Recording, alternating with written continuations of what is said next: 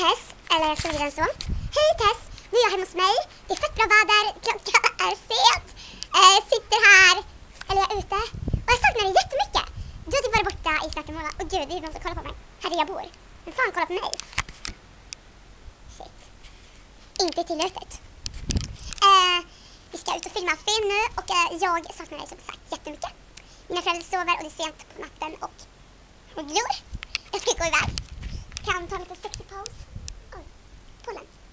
Det stick som fan. Oj. I alla fall. Oj.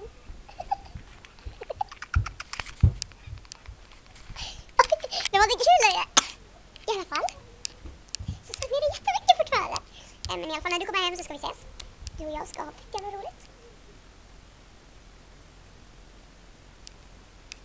Jag tror det var en björn eller något. Vad de skrattade. Ursäkta mig. Det är lugnt. Hela marken skakar. Nej!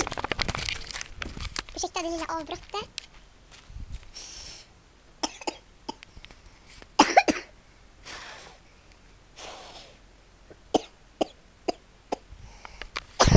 Ja, just det. I alla fall Tess. Så saknar jag dig. Och så många gånger jag sagt det nu. Alltså jag ska räkna när jag lagt upp det här. I alla fall. Vi är här inne. Där. Och så är det vilken fin utsikt vi har.